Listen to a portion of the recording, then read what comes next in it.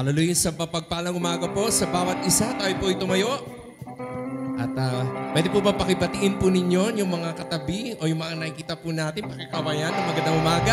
Sa mga nanonood po sa atin online, magandang gabi po sa inyo. Sige po, tayo po ay pumalakpak sa Panginoon. Let's prepare our hearts as we praise the Lord today. Can we shout hallelujah? One more time, can we shout hallelujah? Thank you, Lord. Come on, let's clap our hands to our God. Thank you, Lord. Happy day, Panginoon, ang pakiramdam sa iyo, Diyos. Hallelujah. Come on, church. Let's all be joyful, happy that our God is with us. Come on, we sing. The greatest day in history. Sin is lost, you have rescued me. Sing it out. Jesus is alive. Yes, Lord. The empty cross, the empty grave, life eternal, you have won today. Shout it out. Jesus is alive. We declare He's alive. And oh, happy day, happy day. You wash my sin away. Oh, happy day, happy day. I'll never be the same.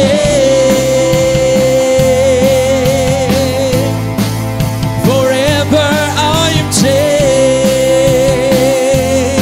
Thank you, God. Hallelujah. We say, when I stand in that place, realize meaning face to face. I'm yours, Jesus, you are mine. Thank you, God. Endless joy and perfect peace. Earthly pain finally will cease. Celebrate, Jesus is alive. We say, He's alive. And oh, happy day, happy day. You wash my sin away. Happy day, Lord. I'll never be the same. Oh, happy day, happy day. You wash my sin away. Oh, happy day, happy day. I'll never be the same. Forever, Lord, forever. By your blood, oh God, I'm changed, oh Lord. We say, and oh, what a glorious day, what a glorious way that you, come on, and oh, what a glorious day, what a glorious day. Come on, can we shout it out? Jesus, and oh, yes, oh God, what a glorious way that you, thank you, Jesus, and oh, what a glorious day. We say, come on, sabay-sabay, sing it out, Jesus, and oh, Hey, you wash my sin away. Oh, happy day, happy day. I'll never be the same. Happy day, you wash my sin away. Happy day, I'll never be the same. Forever I am changed. Thank you, Lord. Forever I am changed. Hallelujah. Come on, palapakan po natin ang Panginoon. We are changed because of you, Jesus. Come on, we continue to praise the Lord. Palapak po natin ating kamay. Yes, Lord, we have found joy, Panginoon, sa'yo. Thank you, God.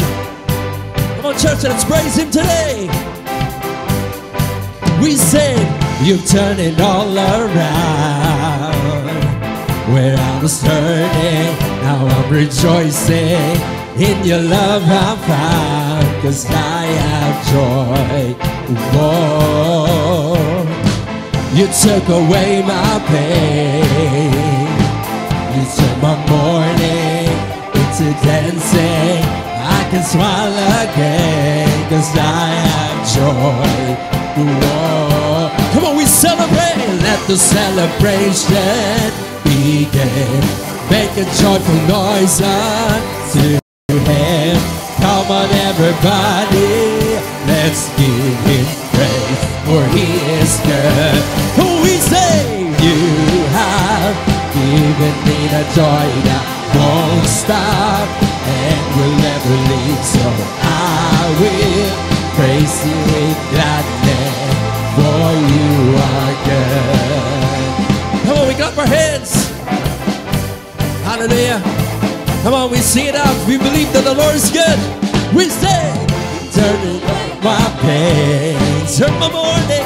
You turn my mourning into dancing. I can smile again, 'cause I have joy. Whoa. We say, let the celebration begin. Make a joyful noise unto Him. Come on, everybody, let's give Him praise, for He is good. You have given me a joy that won't stop and will never leave. So I will praise You with God. Come on, we praise for You. Hey, say, You have given me a joy that won't stop and will never leave. I will praise You with gladness, for You. You turn my sadness into gladness. Come on. You turn my sorrow into joy. Thank You, God. Now I'm singing and I'm dancing, and I will shout for joy. We say, You turn my sadness into gladness. You turn my sorrow into joy. And now I'm singing and I'm dancing, and I will shout. Come on, louder now. Say, You turn my sadness, yes, oh Lord, into joy. And now I'm singing and I'm dancing, and I will shout. One more time. You turn it around. Yes, into gladness. You turn my sorrow. Yes, Lord. And now I'm singing and I'm dancing, and I will shout for joy. You have given me the joy that. Come on, people of God. Say, I will praise You with gladness, for You good. Hey! You have given me the joy that won't stop and will never leave. Praise You with. One more time. We sing the joy. Say, You have given me the joy that won't stop and will never leave. I will sweet gladness, for you are good. Yes, Lord. For you are good. For you are good. Hallelujah. Come on, we clap our hands. You are good, Panginoon. Come on, mas malakas sa palakpak. Bigay natin sa Panginoon. Thank you, Lord. You are good. Hallelujah.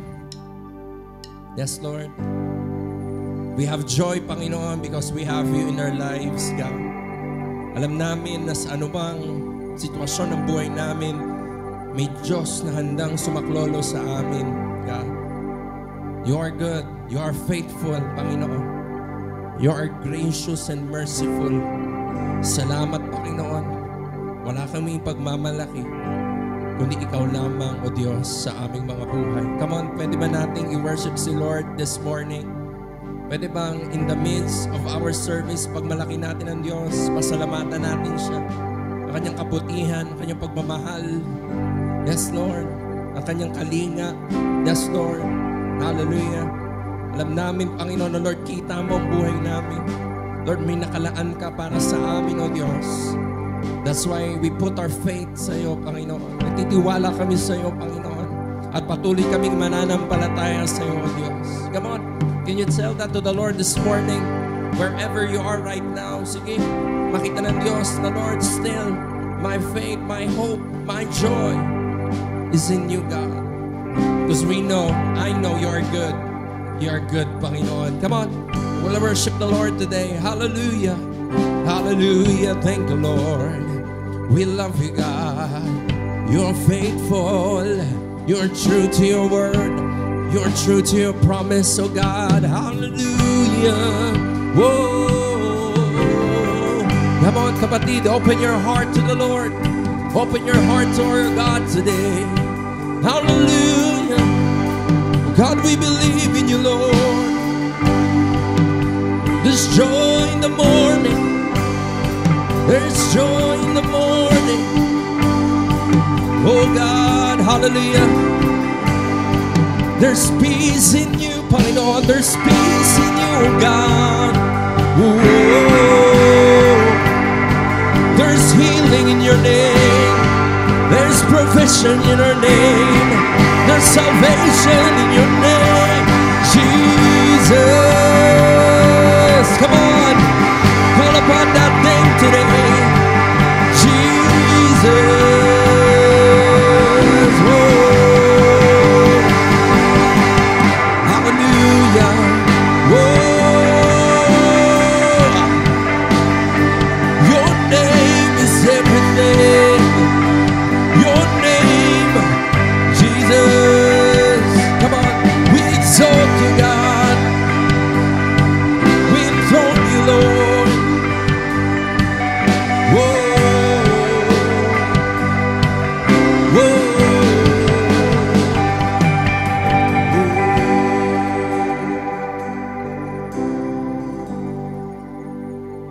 In every season we will worship.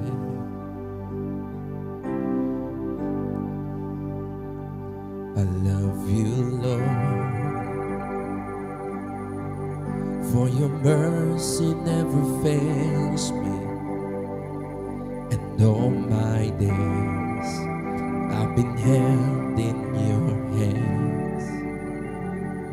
From the moment that I wake up until I lay my head, I will sing of the goodness of God. One more time, we sing. I love you, Lord,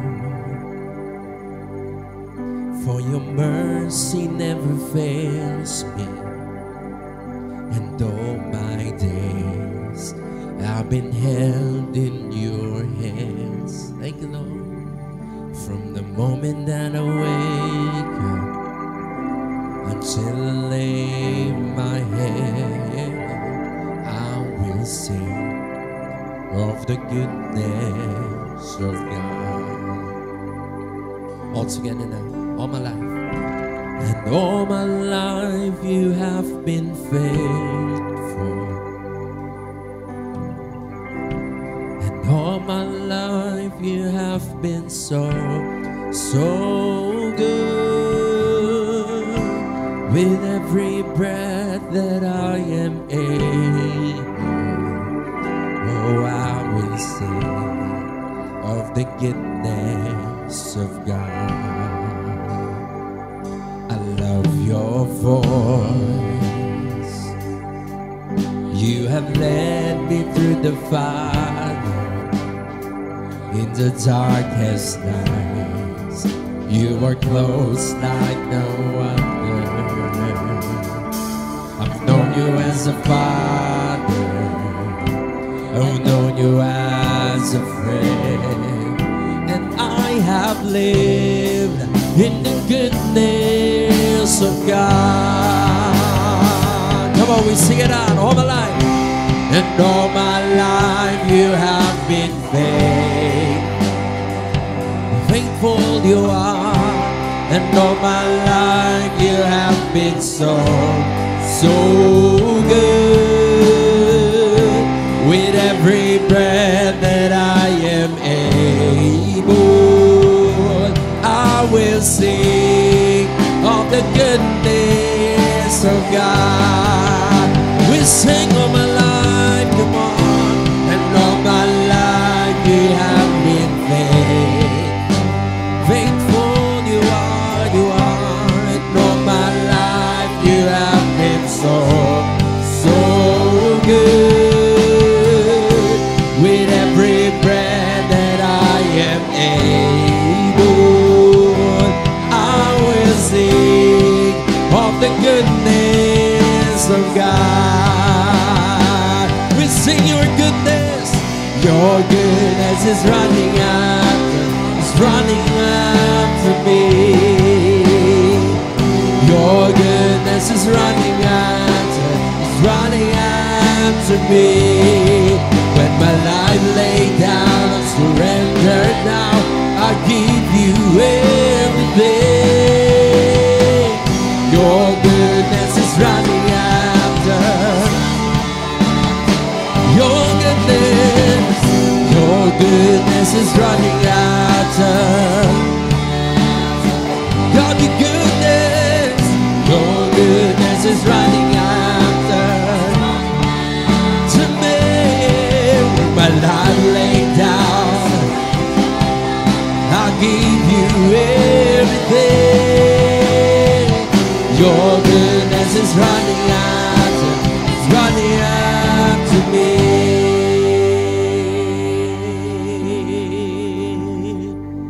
All my life you say, and all my life you have been faithful.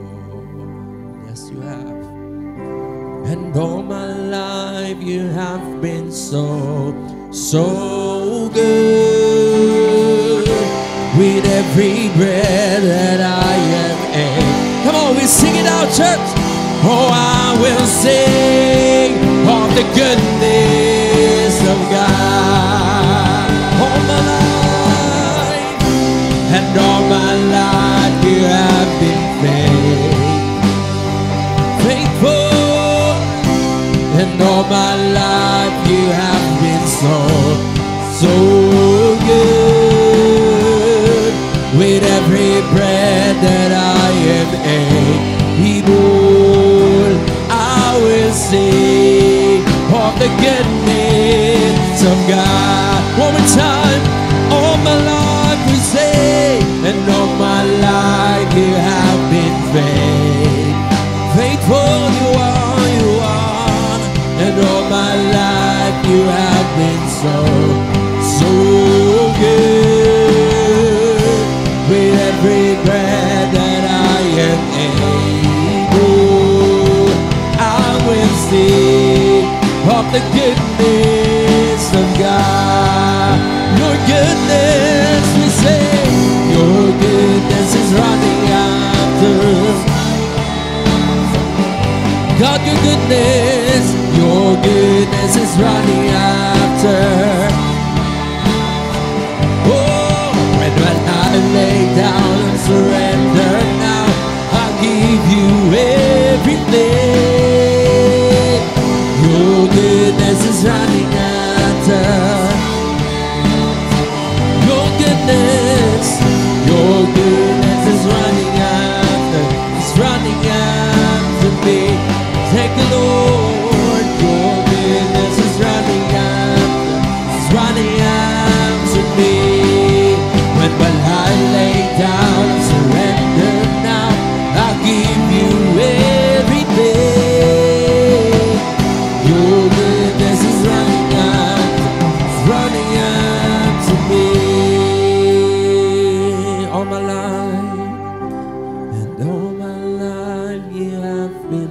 faithful.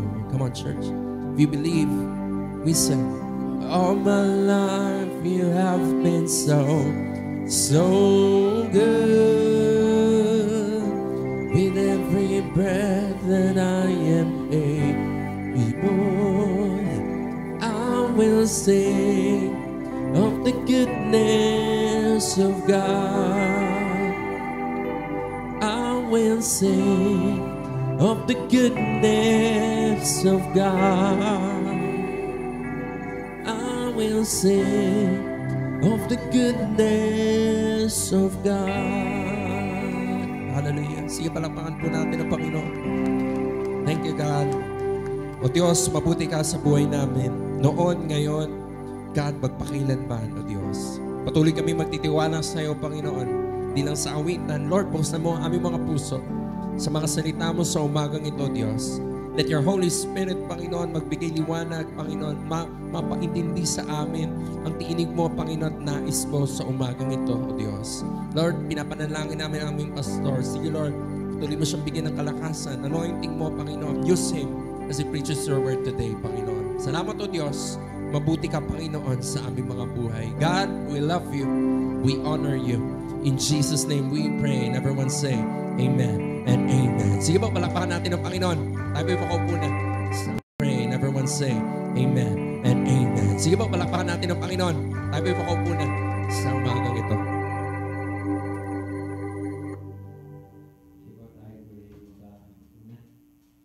Good morning po. Magandang umaga. Brothers and sisters, magandang umaga po sa bawat isa. Muli, pwede ko pang marinig yung mga amen ninyo. Magandang umaga po. Musta ba kayo? Anyway, pare-pareho po tayong, I think, pare-para tayong mga may pinagdadaanan. Wala ditong walang pinagdadaanan. But sige po, yan natin na sa umagang ito ay kausapin tayo ng Diyos dyan. So, yun yung totoo. Kapatid, hindi ka nag-iisa. Hindi ka nag-iisa. Promise. Hindi ko alam kanina pa kami umaga dito. Ang iba, maga-maga bumangon at we have our 7 a.m. service. But still, we are in the process. But yun na nga yung prayer ng church ay, ang dami pa nating upuang bakante, no? But siguro sa akin, sa amin na mga manggagawa, ako particularly, ako yung nagpapastor sa simbang ito. Wala nang pinakamasaya sa akin yung makita kong sa bawat services natin ay puno tayo, full pack. But wala pa tayo doon. At hindi ko alam. Lagi ko nagagamit yung word na transition kasi ini-encourage ko sarili ko. Kapag naisip ko to, na-encourage ako kasi may mga panahon na nadi-discourage ka. May mga discouraged na ba dito sa umaga pong ito? Sige po,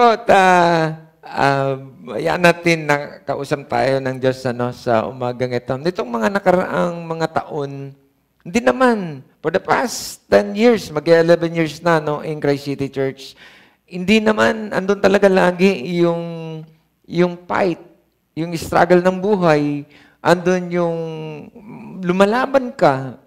Meron ba ditong lumalaban? Pwede ko pa makita yung taas ng kamay? Sige po, maging honest tayo sa Lord na, in fact, ang totoo, bago ka nakarating dito, pwedeng, ando ka talaga din sa fight mo, na pwedeng yung pigil ng enemy sa atin, mag-church ba ako? Hindi mag-church kasi daming pwedeng dahilan at pwedeng sabihin mo, may gagawin, whatsoever. But doon pa lang, ando na yung fight Kanina pagising ng umaga, alam mo ba yun?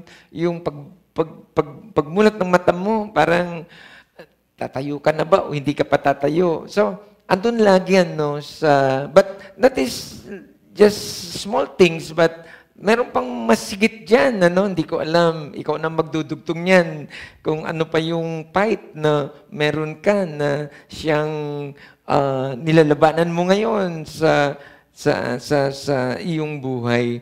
But ayan natin na sa umagang ito, gusto ko po kayong dalhin at gusto kong basahin ang 2 Timothy chapter 4 verse 7, familiar verse, but sige, hayaan natin na gamitin to ng Diyos sa atin sa umagang ito upang i-encourage tayo ng salitang ito. Ito ay galing kay Apostle Paul. Kausap niya si Timothy, yung kanyang dinidisciple. Ang sabi niya dito, in 2 Timothy chapter 4 verse 7, I have fought the good fight. Sabi niya kay Timothy, I have finished the race. I kept the faith. So, sige po, ayan natin that meron pa akong mga ibang verses, no? But in this verse, the word was used in the context competing in athletic games. Ito yung ito yung dito kumuha si Apostle Paul ng kanyang salita na ginamit niya kay Timothy. Or ito ay engaging in military conflict. So, hindi ito yung parang fight lang na parang maliliit, but ito ay mga malalaking laban, either pwedeng tignan natin sa pagiging atleta at sa pagiging sundalo. So, hindi ko alam but gusto ko pa itong susugan dahil ito ay itinuloy ito ni Apostle Paul nung sabihin niya ito sa mga taga-Korinto sa 1 Corinthians chapter 9 verse 24 to I think 27. Ang sabi niya dito, do you not know that those who run in a race all run? Sabi dito, but one received the prize. So, hindi. Sa bawat labanan ay laging merong reward. So, tingnan natin to. Gusto mo ng reward? Gusto mo ng prize? So, tama lang to. Sabi ko nga kanina, I think wala naman exempted dito. Lahat tayo ay, andun tayo sa laban. May kanya-kanya nga lang kwento at pamamaraan kung saan tayo dinadala ng Diyos sa mga laban ng buhay. But here in verse 24, si Apostle Paul ay nagbigay siya ng paalala na kung ulitin ko, sabi niya, do you not know that those who run in a race all run, but one received the prize? Run in such a way that you may obtain it. And everyone who competes for the prize. So, friends, meron talagang pinupuntahan ang buhay. Meron talagang dahilan kung bakit may competition, merong labanan, at that in the end, yung result nito ay reward. So, tingnan natin to. Gusto kong sabihin na hindi to abnormal, na kapag nandun tayo sa sitwasyon ng buhay na para bang sometimes inisip mo, ano ba to? But that is normal. Tingin ko, kapag kausap mong iba, ay pareho din naman, lalo na sa atin na mga mananampalataya, na ang bawat isa ay merong takbuhin. Meron siyang takbuhin, but ito ang isang katotohanan sa bawat atleta ay merong prize sa dulo. So, hindi ko alam but ito yung system, ito yung metaphor ng Diyos.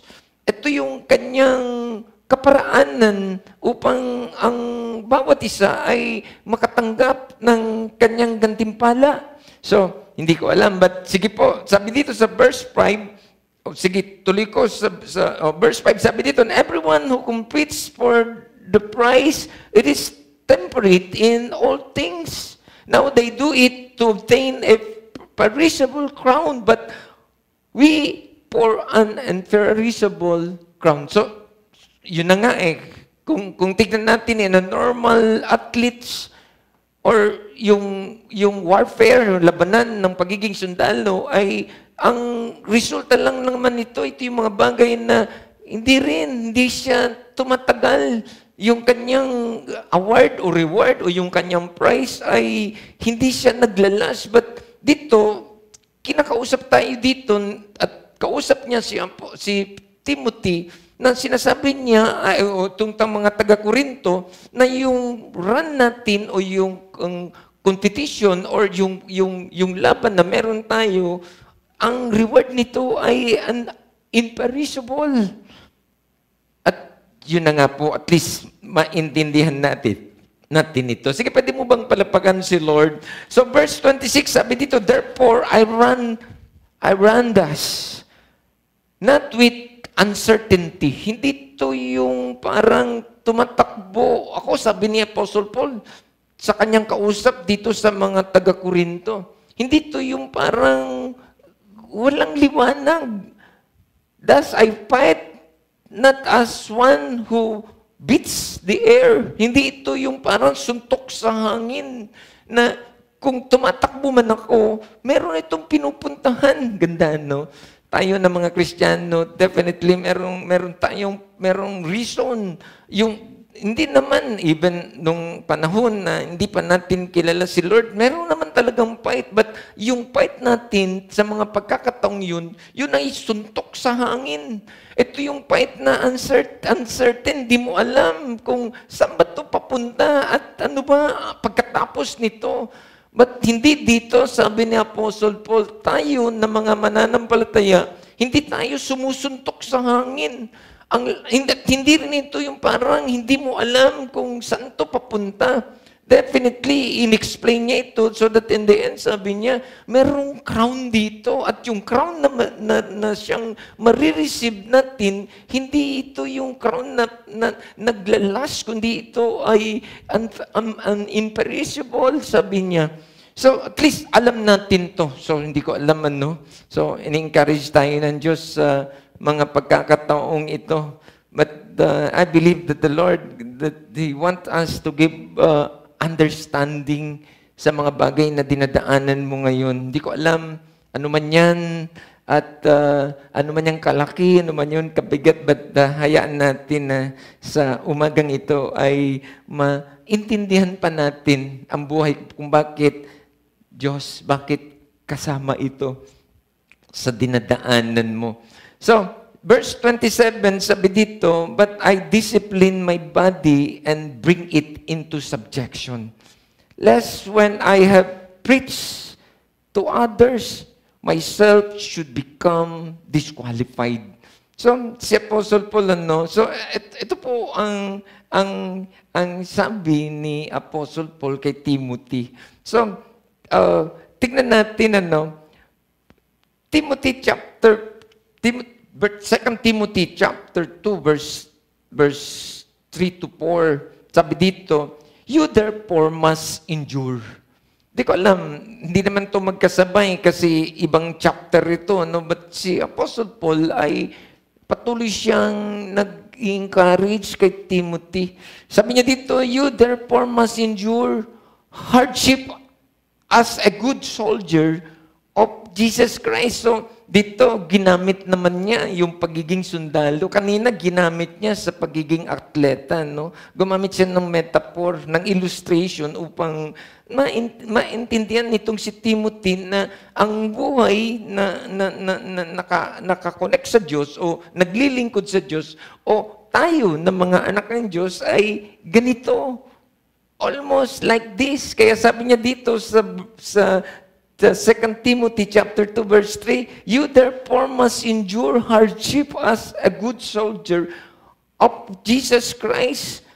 No one engaged in warfare entangle himself with the affairs of this life, that he may please him who enlisted him as a soldier. So, sa madaling salita, si Lord, ang Diyos, ang siyang tumawag sa atin.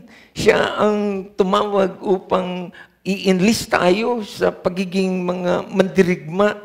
At sabi dito, walang mandirigma na lumalaban na nakaangkla pa rin siya sa mundong ito o sa sistema ng mundong ito na magbibigay ng kaluguran doon sa tumawag sa Kanya. So, hindi ko alam So, dito, makikita natin na andun talaga yung dapat na humawak tayo sa Diyos at Huwag tayong makipag-compromise. So dito yun pumupunta, no, yung title ko sa umagang ito. So, hindi ko alam, but sige, tuloy-tuloy na ako. No? The title of my message for today, Defying the Urge to Quit. Ito yung, anong ibig mong sabihin, Pastor? Hindi natin maalis na andun tayo sa damdamin o pakiramdam o yung simbuyo ng pagtigil o paghinto sa labanan. Kasi hindi naman biro. Alam mo ba yun? That is normal. Yung pakiramdam na parang gusto ko nang mag-quit. That is normal. Nandun yan kasi hindi naman siya biro. Either nandun ka sa labanan, sa pagiging atleta, lalo na kung nandun ka na sa panahon na tumatakbo ka na, hindi naman siya biro, struggle talaga yun. Lahat ng effort, ng strength, yung ability mo, ibubuhos mo talaga doon. So, hindi siya madali. Or nandun ka sa isang labanan ng pakikipagdigma bilang sundalo, hindi rin siya ganong kadali. So, nandun yung sa damdamin na pwedeng ano ba pwede? Yung nagsasuggest. Tama yung title, Nagsasuggest, Defying the Urge to Quit. At meron tayo niyan. Friends, meron tayo niyan. Hindi yan maalis. From time to time, mararamdaman mo yan na parang inuutusan ka nitong damdamin na ito na huminto ka na. Kasi nga, hindi nga siya ganun kadali. But hindi kasi ito dapat na natatapos dyan. Kaya ito si Apostle Paul, ang sabi niya kay Timothy, I have fought the good fight. So, in-encourage niya si Timothy na ano man yung dinadaanan mo ngayon, na kahit yan ay nagsasuggest na yan, na tumigil ka na, but lumaban ka ng tamang laban. I mean, ito si Apostle Paul, that in the end, hindi niya binigyan ng halaga yung pakiramdam. Kasi nandun naman yun na pwede talaga magsasuggest talaga sa iyo yan na huminto ka na. But sabi niya kay Timothy, I have fought the good fight. Brothers and sisters, hindi ko alam, tayo naman ay may kanya-kanyang panawagan. We have our mission. Hindi ko alam. Ako, pagpapastor, hindi ko alam. Ikaw, I don't know. But sa isang banda, merong pinagagawaan Diyos sa iyo na hindi naman siya ganun kadali o madali. But we have our mission. The Apostle Paul says to Timothy, ito yung veterano, well-experienced na nag-encourage dito sa nakakabata sa kanya. Then sabi niya, I have fought the good fight. So, nandun yung si Paul. What did Paul means when he said, he had fought the good fight? Ano yung kanyang ibig sabihin? Ito yung ay nagsasuggest nitong passage na ito na itong kanyang sinabi kay Timothy is significant. Mahalaga itong madinig. That apostle was yung kanyang epistles was Paul's last before his martyrdom.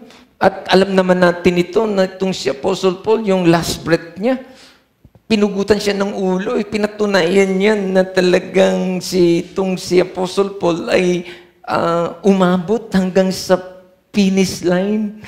That, alam naman natin na yung kwento ni Apostle Paul nung siya bago pugutan, binigyan siya ng sulat galing sa higher authority na sinasabi sa kanya, Paul, palalayain ka namin. In fact, naka-schedule ka na para pugutan ng ulo. At yun yung punishment na ibinigay sa iyo.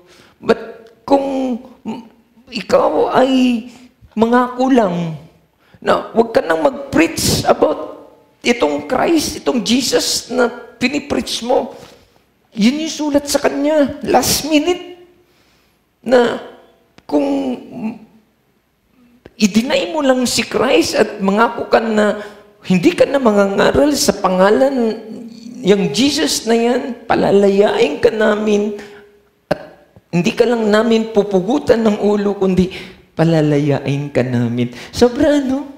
Tira mo yung ganong klase ng experience. Hindi pa naman tayo umabot ng ganyan.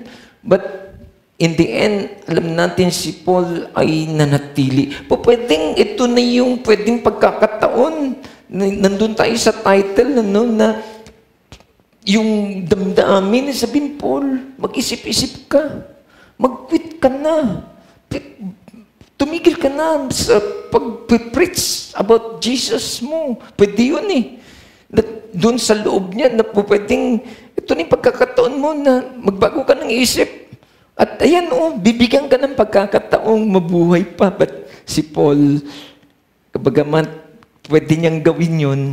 Andun yung urge ng pagkukwit sa pagiging servant, lingkod ng Diyos, pero hindi nagbago yung kanyang decision. Pwede mo bang palakpakan si Lord dyan? Friends, it is a deeply moving affirmation of His unwavering faith and unyielding love for the gospel. So, hindi ko alam tayo, ano ba yung dahilan? Bakit ba tayo ay nananatili sa kabila ng daming dinadaanan? Sabi ko nga, intinding-intindi ko to kasi for the past almost 11 years na tayo in Christ City Church. Sa simula pa lang naman, talagang ando na yung conflict eh. Ando na yung fight, ando na yung talagang kailangan mong ilaban ang mga bagay-bagay. Sa simula pa lang, nung nagsimula itong simbahan na ito, at hanggang ngayon. Alam niyo po ba yun? So, lang, yung parang at least dekada na andun ka, na nanatili, but still, hindi pa rin tapos yung laban.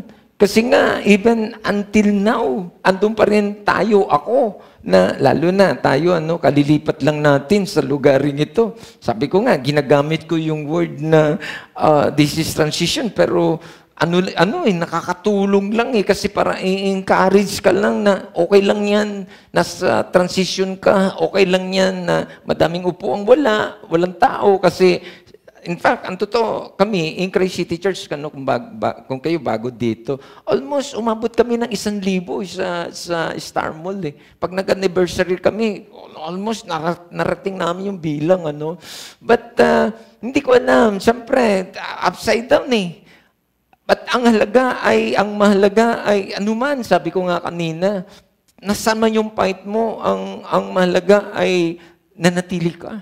At ito si Apostle Paul, sabi niya, I fought the good fight. Ito yung mahalaga, yung lumalaban ka ng yung labang maayos. Hindi ka nagne-negative, hindi ka umaatras, hindi ko alam hindi ko alam, but yun. Kaninang umaga, kasi of course, yung ating kasing 7, bago yung 7 natin, naglagay tayo ng 7 a.m. service dito. But may mga panahon talaga, service natin, yung 7, almost workers, yung tao, nagdadrive ako, papunta dito. Siyempre, gumigising ka ng umaga, handa ka ng sermon, preparation, but andun ka sa thinking mo, Lord, God, anong ma-experience mamaya, Lord? Andun ka, Lord, yung prayer mo, God, dalhan mo kami ng mga tao, Panginoon, mga fresh souls, mga first-timer, parang ganon. But may mga pagkakataon na wala talaga yung 7, So, kasama sa fight mo kung ikaw yung pastor. O hindi lang naman ikaw yung gumising ng umaga, even yung mga workers, Kasi may naka-assign talaga dito ng 7. Iba't iba ang assignment ng mga workers natin. Iba din yung naka-assign sa 9.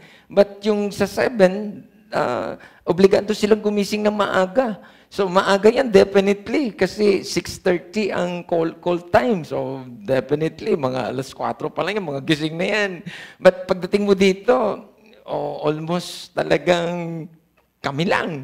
But yun na nga yun. Kasama sa laban mo, kasama sa fight mo. Ako, sabi ko nga kanina, pwedeng, magbabago ka ba ng tunog ng sermon mo? Kung walang tao dyan, hindi, meron naman mga workers, at they are also nagbe-benefit sa sermon. But pwedeng kung mamamalikan ng tunog, ng pagpili, ng ano yung pwede. Title natin kasi yan, yung nandun ka na may nag-uudyok na pwedeng madinig mo, tigil mo na yung 7. I-stop mo na yung 7, walang tao dyan. Parang ganon, but hindi eh. Inilalaban mo eh. Kasi mahalaga lang naman sa Diyos yung paano mo hinaharap yung sitwasyon.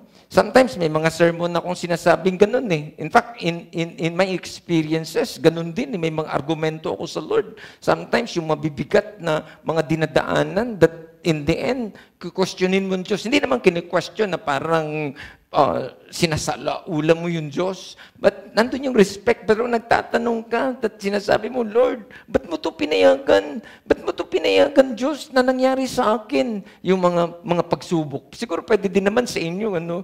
Naalala ko, itong last Sunday, ginamit natin yung kwento ni Habakuk. Si Habakuk talagang straight sa Diyos, kung paano siya nakikipag-usap, sinasabi niya yung damdamin niya, tsaka observation niya, na parang napagbibintangan na ang Diyos. Pero sabi ko nga, hindi, gusto ng Diyos yun. Makipag-argue ka sa Kanya with respect, na kung saan, sabi mo yung nararamdaman mo at sasagutin ka ng Diyos. Malala ko, dumating ako sa punto na meron talagang mabigat na nangyari sa experience ko at isang mabigat na pagsubok na dinaanan ko, isa sa pinakamabigat. Sabi ko sa Lord, ba't mo ito pinayagan? Ba't mo ito pinayagan, Diyos? Parang ganun, But very clear yung narinig ko sa Lord eh. Yung sagot sa akin ng Diyos dun sa tanong ko na, bakit mo ito pinayagan, Diyos, na mangyari sa buhay ko? Then, narinig ko ang Diyos, sabi niya, wag mong problemahin yung ano yung nangyari sa iyo ngayon. Ang pag-iisipan mong mabuti at ang iproblema mo kung paano mo yan harapin sa harapan ko.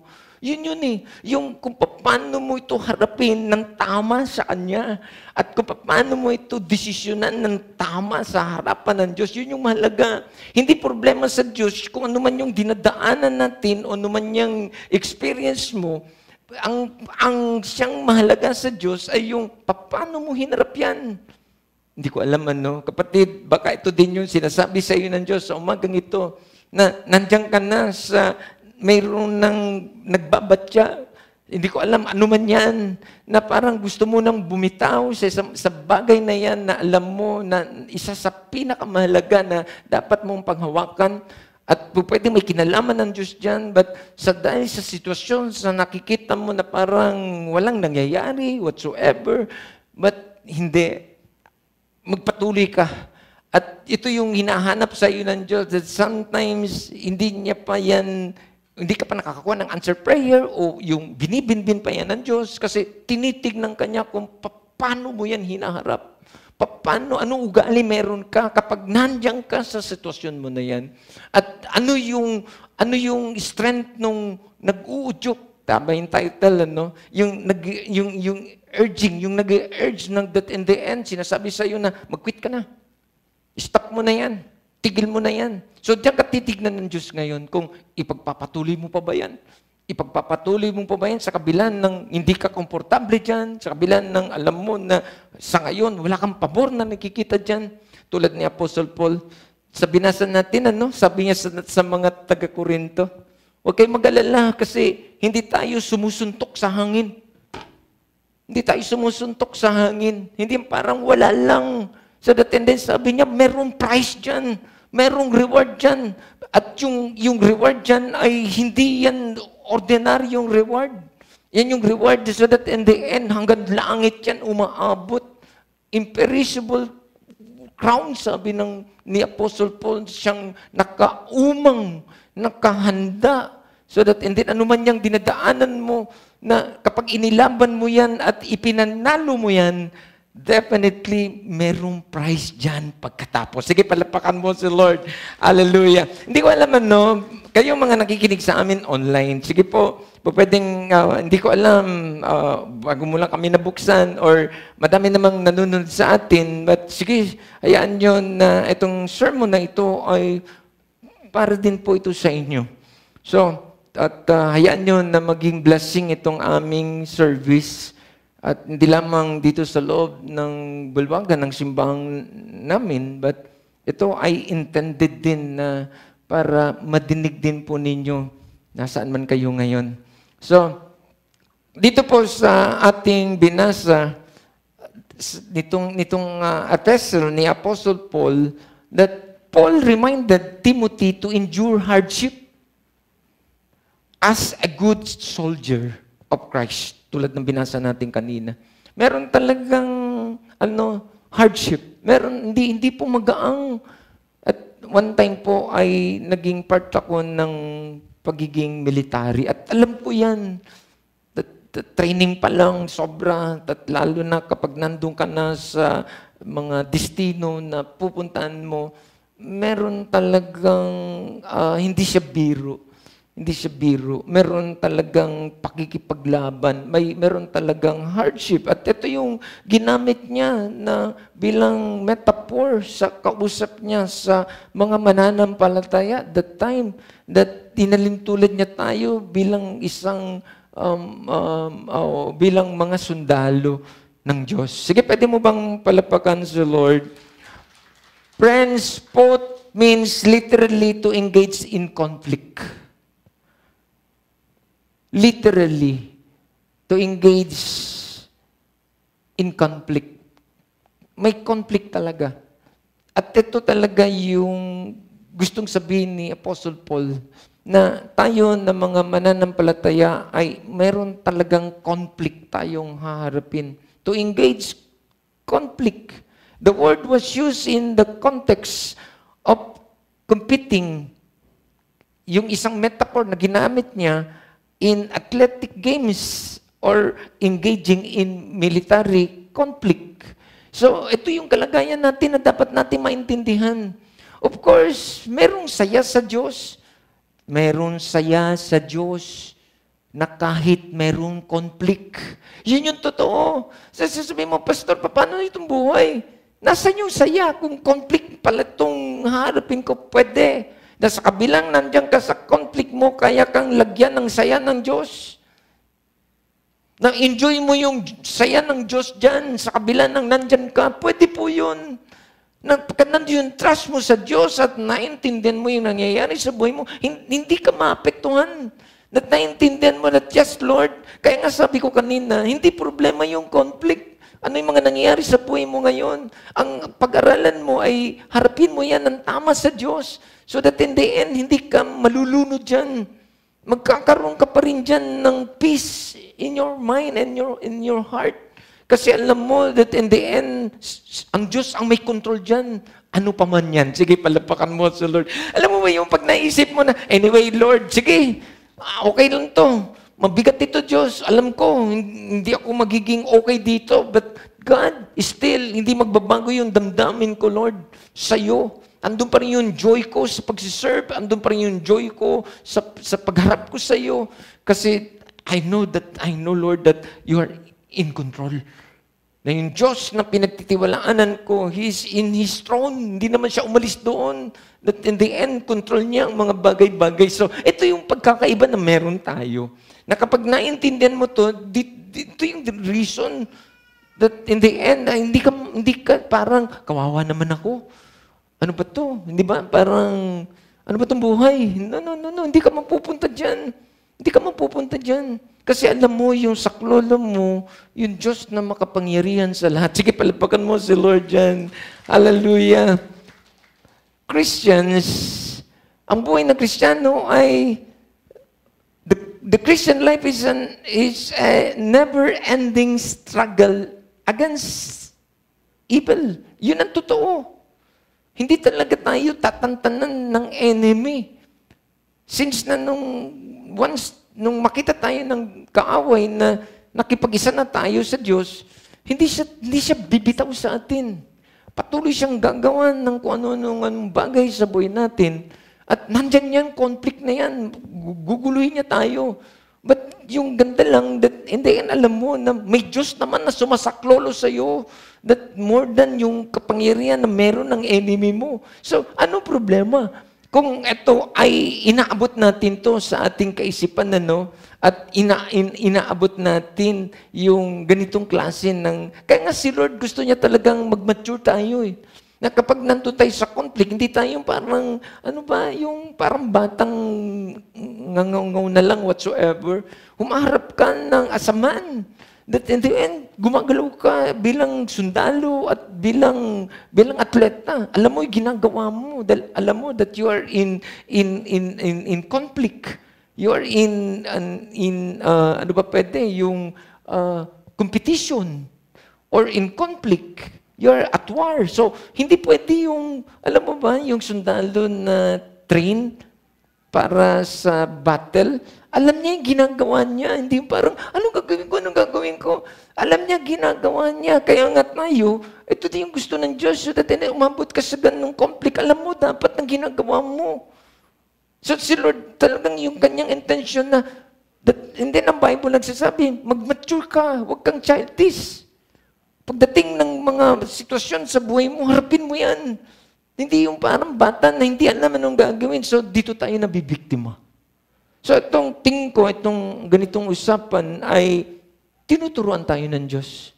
So that you become mature. Alam mo na to, hindi na to bago. That in the end, alam mo that merong reward dito. Kaya nga si Peter, sabi niya, si Apostle James, in James chapter 1, I think, tama ba ako? So, but ano sabi niya doon? Magalak kayo lagi kapag kayo ay dumadanas ng iba't ibang kapagsubukan. That in the end, sabi niya, hindi ka na magkakaroon, lacking nothing. Wala ka nang hahanapin pa. After that, magkakaroon ka ng what? Magalak ako lagi kapag ako ay dumadaan ng iba't ibang kapagsubukan. Kasi nga, naintindihan din itong si Apostle James that in the end, merong reward dyan. Gusto mo ng reward? Gusto mo ng reward? Di ba? Gusto naman natin ng reward. So that, ito ang metaphor ng Diyos dyan o yung kanyang sistema. So that, dumaan ka dyan. Hindi ko alam hirap But ang nakakaintindi nito, yun na nga yun. Dapat mature ka. Kasi kung hanggang ngayon ay immature ka pa rin, sabi mo, ayaw ko yan. But if you are mature, sabi mo, go. Dahil walang winning kung walang fighting. Walang victory kung walang war. Paano ka nagkaroon ng victory kung hindi ka dumaan sa pagsubok? Paano mo nasasabi that you are victorious? Hindi ka naman, ayaw mo dumaan dyan. Or, paano ka maging victorious kung hindi ka lumaban tulad ni Paul? Sabi niya, I fought the good fight. I finished the race.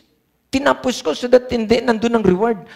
Kasi ito din naman din yung metaphor, ginamit niya. Kapag tumakbo ka bilang atleta, okay, ganda ng preparation mo, training mo, ganda, nag-start ka ng maayos, tumigil ka sa gitna. Walang prize dyan. Walang reward dyan. Bye-bye. Ito din tayo. Wonder, hindi ko alam, baka ito din yung sinasabi sa atin ng Diyos na kung bakit hanggang ngayon, di natin nakita yung mga bagay na pinagsimulan natin. Kasi nga baka nga ay hindi natin tinapos. Nag-quit tayo sa kalagitnaan. Pinakinggan natin yung damdamin that in the end, kailangan mo nang mag-stop. So, hindi po to. Si Apostle Paul, in-encourage niya si Timothy that tapusin mo ang laban. Dahil katulad ko, sabi niya, I fought the good fight and I finished the race. At totoo naman, even kamatayan, si Paul, hindi umatras. Pwede niyang sabihin, sige na. Hindi na ako maghahiyag patungkol kay Kristo. But sabi niya, no. Pugutan niyo ako ng ulo. Hindi magbabago ang damdamin ko that I will preach the gospel about Jesus. Sige, pwede mo bang palapakan si Lord? Hallelujah. Hindi ko alam paano natin pinakinggan si Lord, but I think si Lord ay in-encourage tayo. Sabi ko nga dito, walang sino dito na hindi dumadaan ng conflict. Sinungaling ang demonyo. Hindi ka nag-iisa. Lahat tayo. Sabi ko nga, ako, pastor, hindi ko alam ako din siguro ang pwedeng may karapatan na para mag-quit. Sa totoo lang. Kasi hindi po, alam mo ba yun, yung kung isipin mo na yung buhay mo na lang ang hirap mo nang dalhin Yung pamilya mo na lang, ang hirap mo dalhin Eto pa, madadagdag pa ako ng ganito, congregation. Kung merong 500 hanggang 1,000, 2,000 tao, bibit-bitin ko lahat ng problema. Teka muna, quit na ako. May ganun But I know what I'm talking about. Na hindi biro. But, of course, andun ka sa conflict, andun ka sa struggle mo. But, sabi ko nga sa enemy, manigas ka, Satanas. For the past 10 years, wala ka nang ginawa sa amin. Inumang mo sa amin lahat ng armament mo. Lahat ng weapons mo ay inumang mo na sa amin. At bilitawan mo sa amin yan. But hindi ka nagtagumpay. Sabi ko nung dekada natin, last November, 10 taon na kami, hindi ka nagtagumpay, Satanas. But hindi naman yan madaling sabihin lang. Tinarbaho yan, hinarap yan, lahat ng fight na gustong gawin ng enemy sa iyo. Kasi ang enemy, wala nang ginawa kundi ipasara tong church na to. Wala na siyang ginawa kundi yung mga pastor, yung mga leaders, itumba niya isa-isa.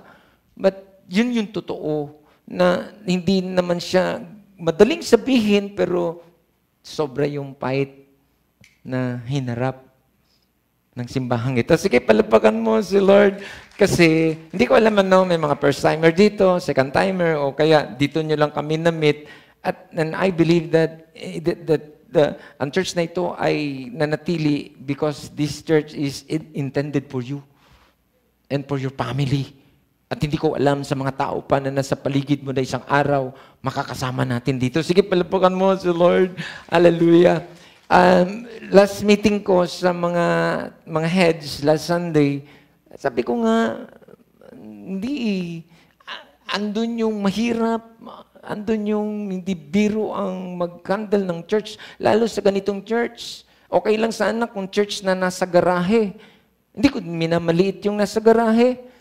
Wala akong problema doon, but sinasabi ko, hindi biro tong church na meron tayo na para i-handle. Hindi libre dito, mahal. Wala naman tayong supporters na mga foreigners or even local. Etong church natin, siguro ito lang din yung pwede kong may pagmamalaki talaga na sinasabi ko na si Lord talaga ang may hawak ng church na ito kasi since from the beginning, friends, sige, palapakan nyo si Lord dyan, na talaga si Lord ang provider natin dito. May mga pagkakataon ako na parang nagiging parang ako yung parang ano ba pwede yung parang ano ba pwedeng word yung parang na hindi naman buyo whatsoever but may mga parang organization na gustong idikit-dikit sa iyo pero hindi andun na kami sa usapan ng Diyos na nag-start ako sa gawain ito talaga yung dilemma na meron ako that time nung sabihin niya mag-start ka ng gawain at nag-iisa ako so that and then sabi ko Lord sino magme-mentor sa akin at sino mag-provide Lord. Parang ganun, lahat. Yung tanong ko kay Lord But narinig ko, akong bahala sa'yo. So, pinangawakan ko yun. Hindi naman, wala naman akong problema kung may mga connection, whatsoever. Wala akong connection, but wala akong problema dun. At maybe, yun yung kanilang kailangan. But tayo as a church, in Christ City Church, nag-offer tayo at nag-exist tayo. Alam nyo, si Lord talaga lang ang siyang may control nito. Sige, palapakan nyo si Lord. Hallelujah. So, kaya bakit ko pa nasabi, mahirap sa isang pastor na, mahirap but, yan yung tama, pero kaya nga siguro, yun yun yung isang araw na sinasabi ko sa Lord, Lord, sige, establish mo pa kami.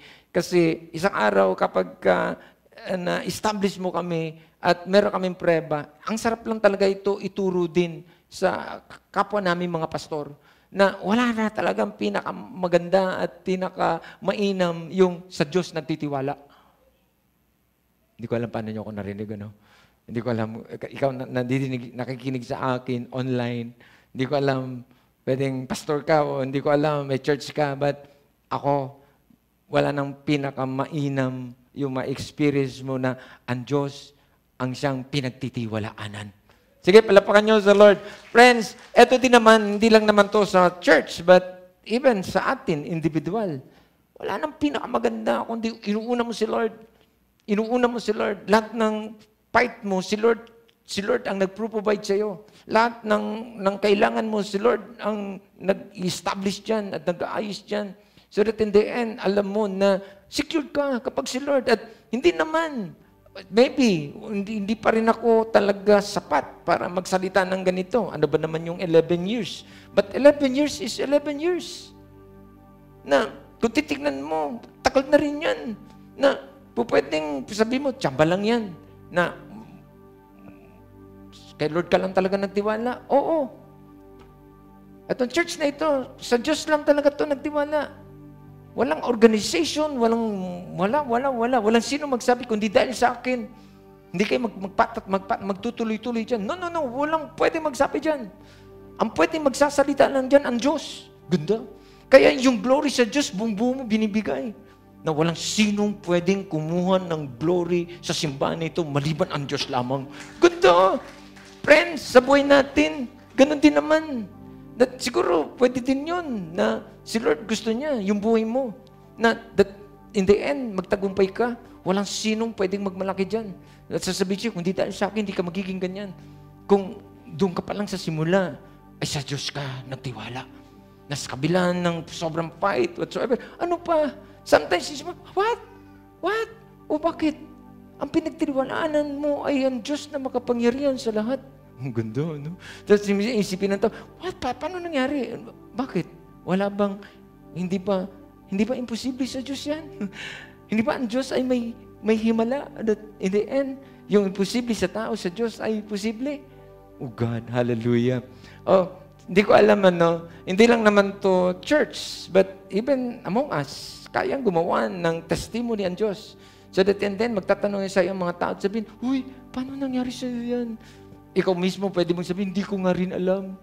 Pero ang alam ko, ang Diyos talagang gumawa nito sa buhay ko. Wala nang iba. Sige, palapakan mo sa Lord. So, nabibigay yung glory sa Diyos. Hindi nag-iisip ka pa, magaling ako eh. Hindi, may tumulong sa akin eh. Nasaan ang Diyos sa kwento mo? At eto, yung church na ito, ako naniniwala na pinipreserve to ng Diyos. That in the end, magiging blessing to. Hindi lamang sa tao, kundi magiging blessing ito, maging doon sa mga nagsisimulang mga simbahan na pwede kang magsimula ng simbahan na without any help from other people or organization. But only God. Pwede yun. Hindi ko alam, nag-uusap tayo ng conflict. Wala nang pinakamagandang saklolo mo ang Diyos. Sasabihin mo, Lord, paano Lord? Nag-iisa na lang ako. Pakinggan mo sinasabi ng Diyos. Ako narinig ko yan sa Diyos eh. Lord, mag-start ako mag-isa. In fact, nag-start ako mag-isa sa Christ City Church. Wala akong miyembro, wala akong congregation. Narinig ko lang si Lord. Na, mag-start ka ng gawain. Lord, ikaw ba to? Nag-isa ako, Diyos. Sino kasama ko sa pagsimula nitong church na sinasabi mo? Pero ganda lang kapag marinig mo yung sagot ng Diyos. You and me. Anong sagot ng Diyos? Majority ka na dyan. No need na para magdagdag pa. Friends, sometimes sa buhay natin, akala mo nag-iisa ka lang, pero kapag kasama mo ang Diyos, majority ka na. Ganto! Hindi ko alam So, wag nating maliitin ang Diyos. Kahit sa panahon ng conflict. Daming enemy, Lord. Oo, daming enemy. Lord, ano ba to? Sabay-sabay, Lord. Oo, sabay-sabay. Pero gusto kong sabihin sa iyo na kayang gumawa ng Diyos ng sabay-sabay sa buhay mo. Lord, ano ba ito? Sunod-sunod. Grabe, dumadating. Sunod-sunod, Lord. Huwag ka mag-alala. kayang ayusin ng Diyos yan ng sabay-sabay din. Hallelujah. Sige, palakpan mo si Lord. Ganda, no? Ayusin mo lang kung paano ka humarap sa Diyos, friends. Alala ko yung tunog ng Diyos nung time na dumating ako sa pinakamalaking pagsubok. Isa lang naman. But at that end, narinig ko ang Diyos, sabi sa akin, huwag mong problemahin yung sitwasyon mo. Ang problemahin mo ay kung paano mo yan harapin sa harapan ko. Ikikars mo ba ako? Magagalit ka ba sa akin? Bibitawan mo ba ako? Maghahanap ka ba ng ibang saklolo mo? Yun ang ingatan mo. At mag-stick ka sa akin. Dahil hindi problema yan, problema mo. Kaya kong ayusin yan. Hallelujah. Sige, palapakan mo si Lord. Ganda! Si Paul, naintindihan niya to. Naintindihan niya to. Kaya hindi siya nag-give up until his last breath. Hindi siya nag-give up. Hindi siya nag-give up. Kasi naintindihan niya na ang Diyos ay hindi siya iiwanan hanggang sa dulo ng walang hanggan. Ang Diyos nangako sa atin that He will not leave us, not forsake us. Friends, so, mga word na yan, ano ba yan? Hindi mo yung pangawakan? Hindi mo yung pangawakan? Para saan yan? Itatapon mo ba yan na sinasabi niya? So, hindi kita pababayaan.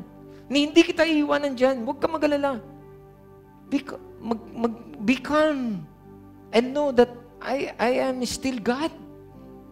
I am in my throne. Hallelujah. Friends, hindi ko alam no. Ako talaga, kung meron man akong mga illustration at gustong tignan at puntahan, yun church. Yun church. May edad-edad na rin tayo eh. I mean, tapos na rin ako sa mga pangarap sa mundong ito. Hindi ko alam.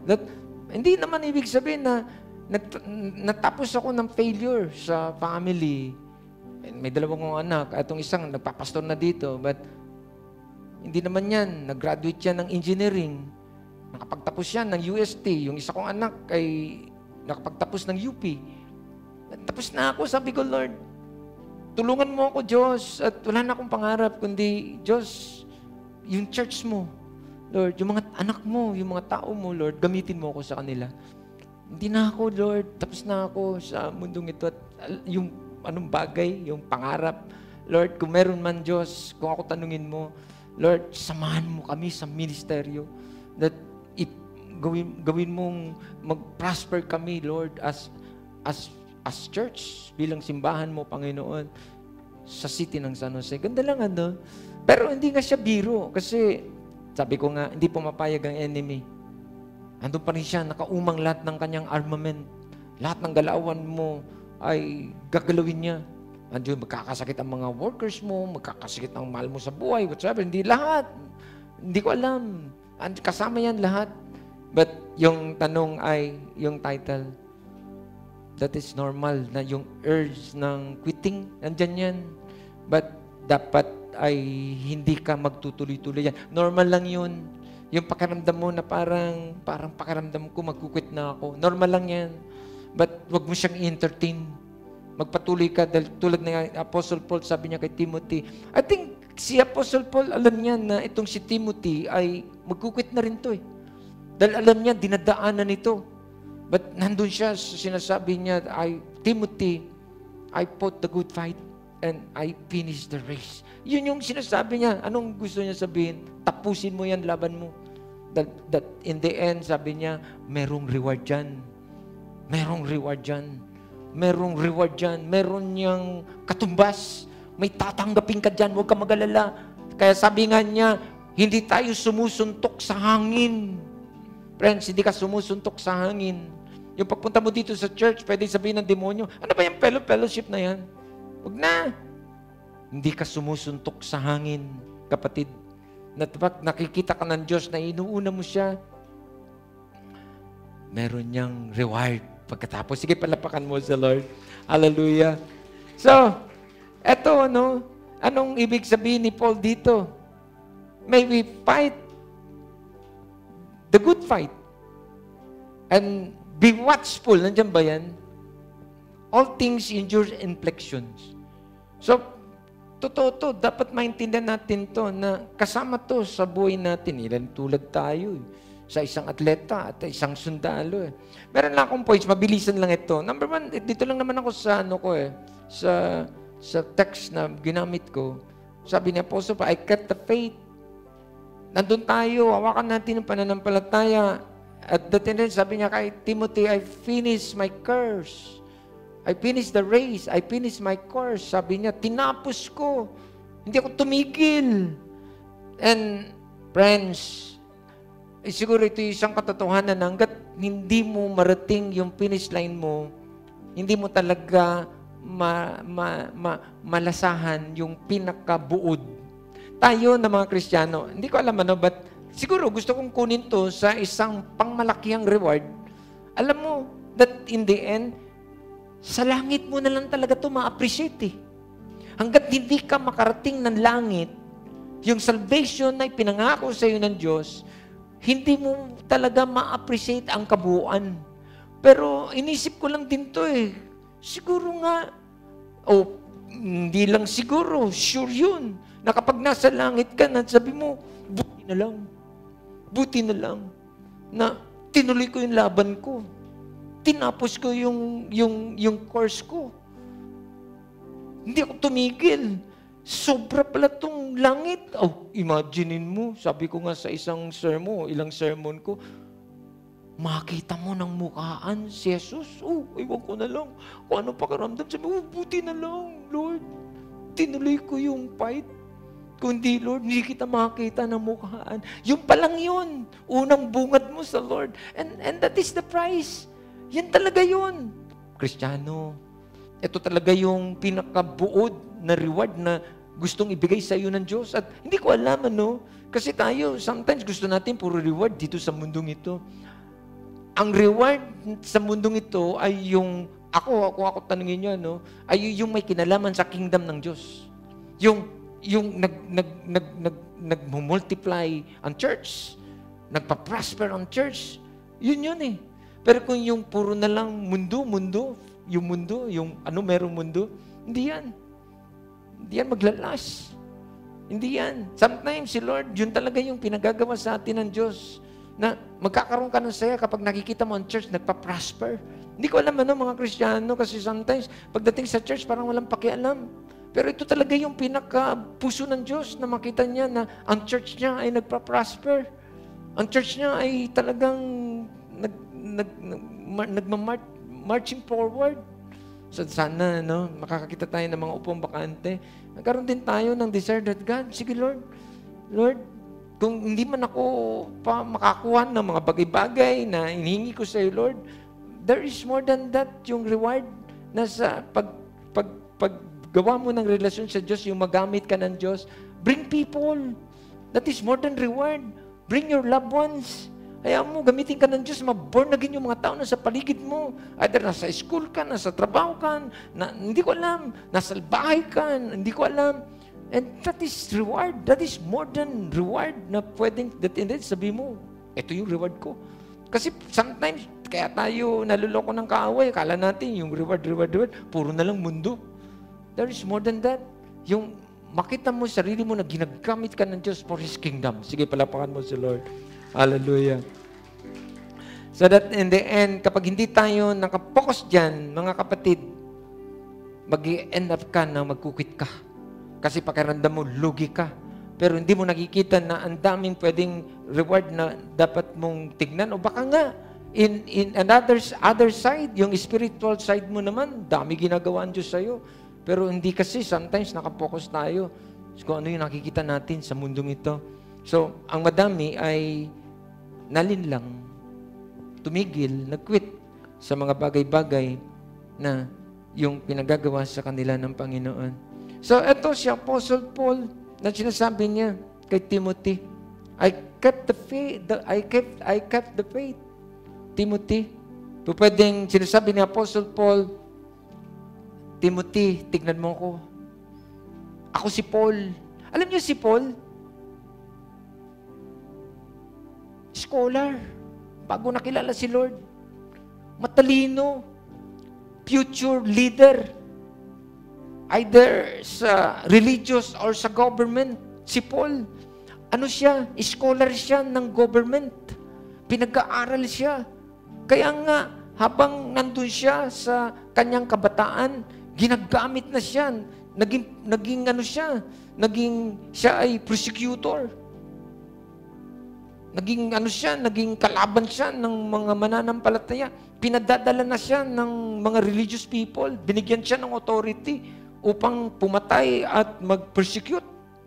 Kasi nga matalino si Paul. Nakita nila, future leader ka. Magaling ka, Paul. Si Paul meron nun. Pero yun yung sinasabi niya kay Timothy. Timothy, napagdaanan ko na yung mga bagay na yan. That pwede ko naman talagang tangkilikin yan kasi magbibigay sa akin yan ng estatwa.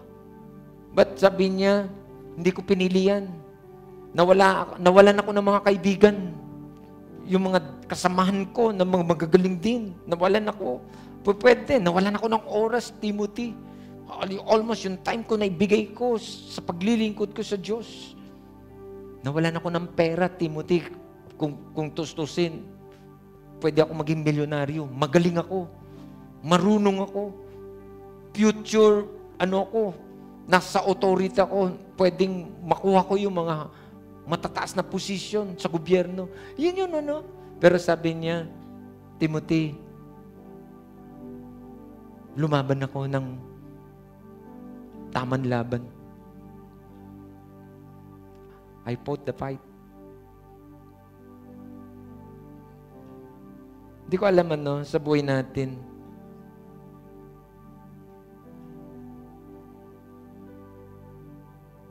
Bible nagsasabi, dito sa text, 3 lang naman to Sabi niya, I finish my course. Tinapos ko. Anong gustong sabihin itong sermon? Di ko alam Nasaan ka ngayon? Trabaho, eskwela, pamilya, nasa ministry, yung iba full-timer, part-time, but wala naman talagang part-time Full-time naman tayo lahat sa Lord. But, sa simbahan, ano man yung panawagan, ilan ako oras. Ang problema ay yung hindi mo tinapos ang lahat ng ito. The danger of living is that we are incomplete in many things. No wonder, wala tayong nakukuhang prize. Patulpik-tulpik tayo. Patulpik-tulpik. Walang reward dyan. Walang prize. Paano mo makuha yung buod ng resulta? Hindi mo tinapos. So trouble, yung andun tayo sa pag-uugali na mahilig tayong mag-quit. Quit sa family. Sinasabi ng Lord, gagamitin kita sa pamilya mo. Alam mo ba yon? Even for their salvation, pero wala kunting effort lang, ayaw na. But hindi ko alam anong sinasabi ng Diyos sa iyo ngayong umagang ito. Na ang danger ay yung tayo ay hindi tayo umaabot sa finish line. So ito yun. Sabi ko kanina sa title natin, that is normal. Yung pakaramdam na almost you are quitting, but don't. Hindi ko alam. Ano yan? Either faith mo ba yan sa Lord? May pinagagawa sa'yo si Lord? Hindi ko alam. May pinagpapatuloy pa sa'yo si Lord? Don't quit. Dahil ang malimit na dahilan ay baka andun ka sa hindi na ako masaya Or sabi mo ay hindi ko napili. So hindi ko alam doon tayo lagi yung hinanap natin na dapat ba lagi masaya? Hindi totoo yun. May mga bagay na may pinagagawa sa iyo ng Diyos na meron bang nakakaramdam na saya na nandun siya sa pagkukumpit? Meron bang yun ba yung realidad na andun ka sa saya sa panahon na nandun ka sa labanan ng gera? Hindi po. Seryosong yun. Hindi na yung maghanap ka ng joy doon, ng saya doon. Nandun yung struggle. At yun yung normal, na kapag may task na pinagagawa sa iyo ang Diyos, definitely sa malimit na pagkakataon, kaya minsan, hindi totoo yun. Masaya ako eh. That is temporal. At hindi yan nakukuha sa pakiramdaman. Sabi ko nga sa mga sermon ko, nagpa-fluctuate yan. Kung diyan ka mga hawak na magpapatuloy ka lang dahil masaya ka, nagpa-fluctuate yan. Bumabagsak yan. Bumababa yan. Nawawala yan. So, ang tanong, diyan ka mga hawak sa emotion mo? Na may mga tao na nandun lang sila dahil masaya? Hindi po. Dahil yung saya ay nagpa-fluctuate. Nawawala yan. May mga panahon, wala yan. So, anong ibig mo sabihin? Tigil ka na. So, hindi ka magtatagumpay sa buhay. Kaya ang Bible nagsasabi, nasa high, nasa low. Dapat hindi tayo nagbabago. I'm quitting because I'm not happy. You're not happy. Goodbye. Sino ang may sabi? Saan mo narinig? Walang ganon. Na, alam mo, pag nakilala mo si Lord, lagi kang masaya. Hindi totoo yun. That is half lie and half truth.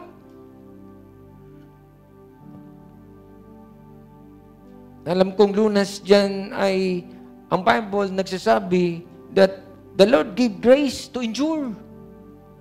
Na andyan ka sa conflict, andyan ka sa situation mo, hindi ko alam anong meron ka, may karamdaman ka, hindi ko alam anong meron ka, but si Lord sabi niya, my grace is sufficient for you.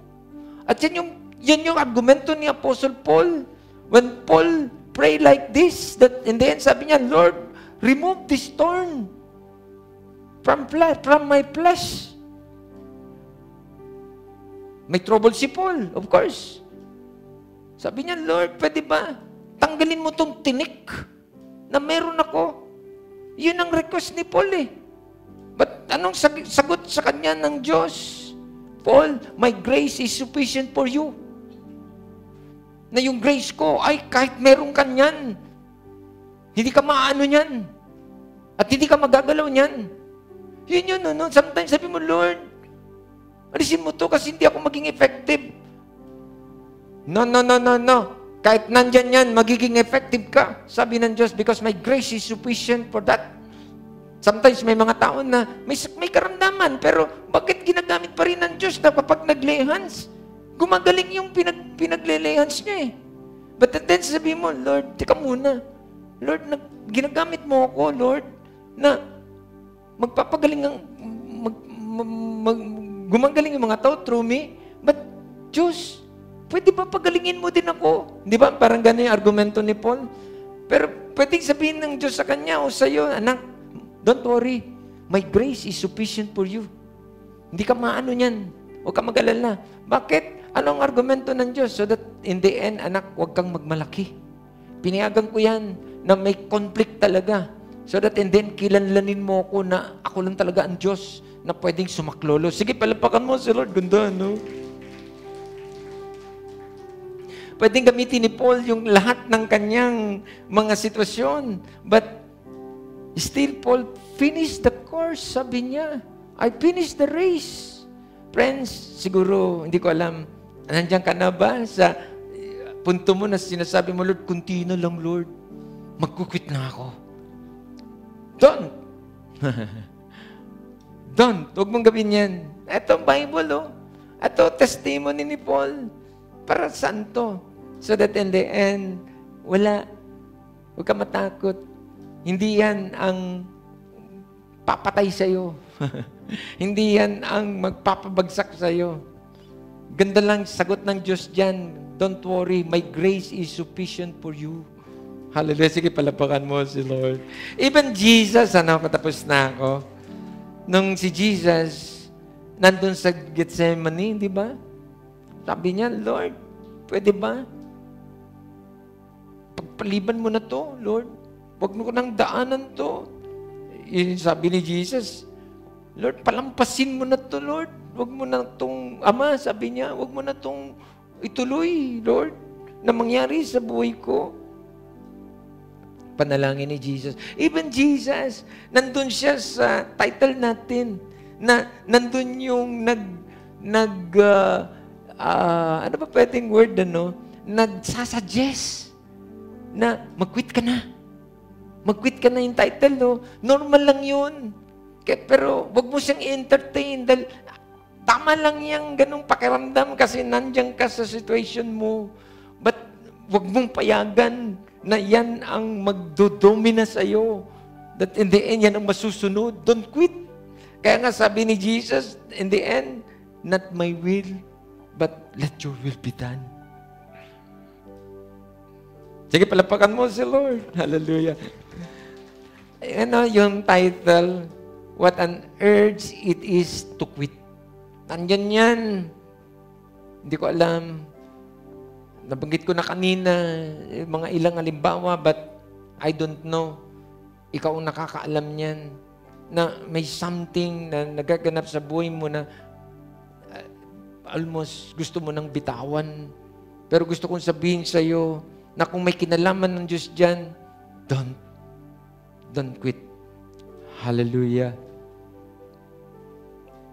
Kasi hindi yan parang pumunta ka sa isang food chain at iniisip mo na saan ba ko kakain?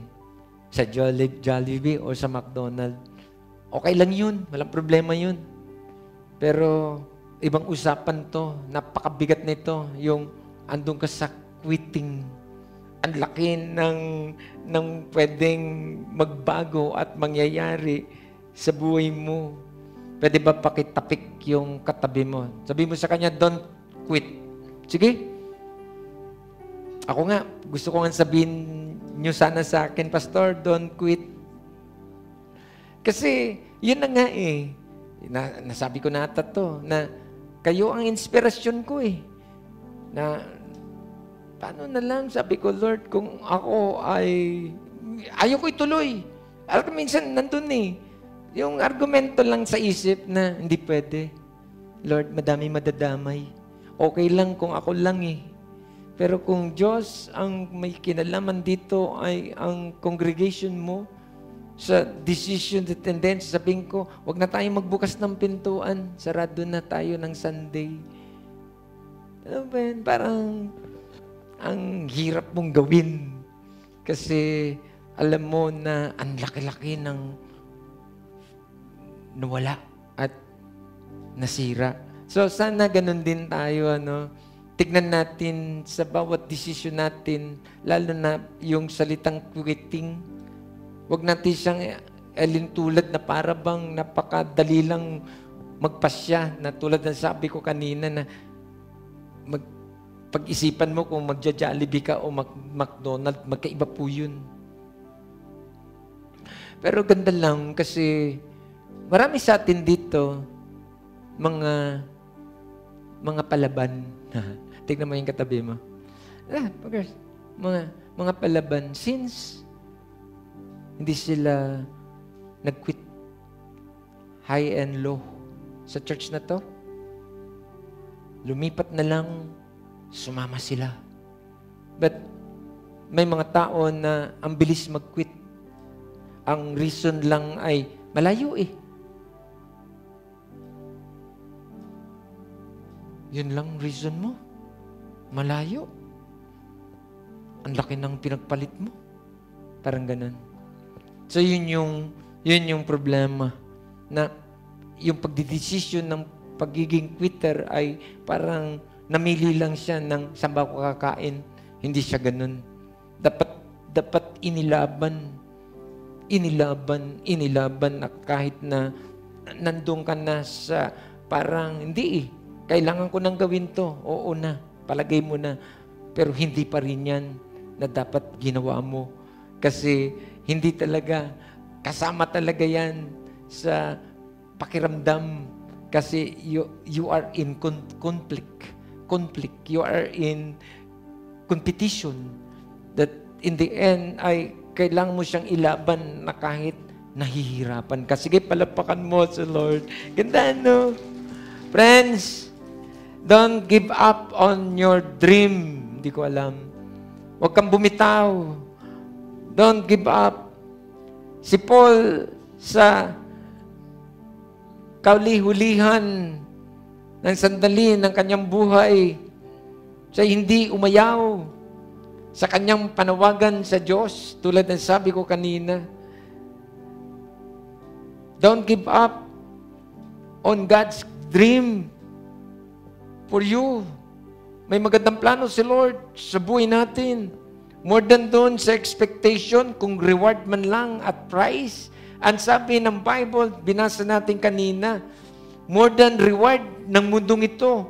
Ang sabi ni Apostle Paul, yung reward ng mundong ito ay nasisira.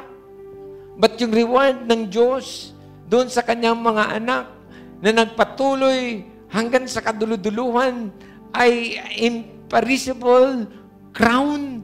Yun na yung sabi ko kanina, that, wow, parang ayaw lang natin talagang puntahan yun, pero wala nang pinakamagandang pwedeng nangyari sa buhay mo matapos mong ipaglaban ang Diyos sa buhay mo ay yung makita mo ng mukhaan ang Diyos at makasama siya sa panghabang buhay. Sige, palapakan mo si Lord. Hallelujah. So, whether hindi ko alam saan ka tinawag. For yourself, of course. Don't give up. Hayaan mong dalhin mo sa mainam ng dulo yung buhay mo. Oh, hirap niyan, impyerno. Wag. Don't. Or yung family mo. Hindi ko alam. Don't give up for them. Sama mo sila sa prayer mo. Gawan mo ng effort yan. Na kahit tinitignan mo, sinasabi na sa'yo, hindi ko alam, pag yung sarili mo na, wala nang pag-asa yan. No. Magpatuloy ka at hayaan mo, dumating na sa punto na makakakilala din yan sa Panginoon. Hindi ko alam, ministry ba yan? Community mo, sitting ito na pinagkatiwala sa atin ng Diyos. Sabi ko nga, hindi aksidente na inilagay tayo ng Diyos sa pinakabungad. At dito tayo, that because this church, hindi lang naman to for one community, but this church, ang calling nito ay for the whole city. So, no wonder, makikita natin, nandiyan pa nga, mayroong mga taga-Caloocan na nandiyan, sa Pampalay, nasa Muson. So, ito yung calling na meron tayo. At huwag tayong tumigil so that in the end, isang araw, magdadatingan sila sa lugarin ito. Hallelujah. Don't give up for this city and for your country. That in the end, kasama pa rin yan that God, sige Lord, maging blessing kami sa bansa namin, Panginoon. Hallelujah. Hindi ko alam. Halika na, Pastor Micah. Can we stand up? Pwede ba tayong tumayo? Oh God, thank you, Lord. God, thank you sa encouragement mo sa amin, Lord, sa hapong umagang ito. Lord, sa mga anak mo, Lord, hindi ko alam anong katatayuan ng mga anak mo na to, but God, thank you sa pamamagitan ng pag-encourage ni Apostle Paul kay Timothy. Lord God, Lord, sige Lord, hayaan mo na yung salita, Lord, sa umagang ito ay maging gamit, Lord, para sa bawat isa sa amin. Kayo mga nakikinig sa amin online, sige po, hindi ko alam, baka andyan ka na sa moment that you are quitting. Hindi ko alam, pwede, baka pati yung buhay mo, gusto mo nang tapusin. Don't. Huwag mong gawin yan. Meron pang kinabukasan ng buhay sa Diyos. Hindi ko alam kung aksidente to sa tingin mo, hindi ko alam, maybe nabuko lang kami, but gusto ng Diyos na matagpuan mo siya, makilala mo siya dahil sa Kanya ay mayroong pag-asa. Sa Kanya ay may magandang dulo ng buhay. Hallelujah. Thank you, Lord. Dito sa congregation ito, hindi ko alam, bago ka pumunta dito, baka nga may sakit sa mahal mo sa buhay, o hindi ko alam, ikaw, o hindi ko alam, mga bagay na parang hindi mo punuan, yung mga pangangailangan, whatsoever. But don't quit kasi tulad ng sinagot ng Diyos kay Apostle Paul, sabi niya, anak, my grace is sufficient for you. My grace ang Diyos may grace ng Diyos. Sobra yung grace ng Diyos for that. Na para that in the end, hindi mo yan ma-overcome. No. Kayang-kaya kang ialis ng Diyos dyan. Kayang-kaya kang ayusin ng Diyos. Hindi ko alam.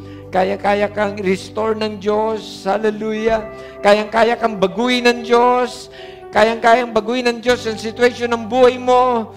Don't quit. Si Lord, hindi pa tapos sa iyo. Hallelujah. Magpatuloy ka kasi may dulo. Tulad ng sinasabi ni Apostle Paul, na kapag pinagpatuloy mo yan at inilaban mo yan, meron niyang prize, meron niyang reward. Hallelujah. Sige, pwede ba taas mo yung kamay mo?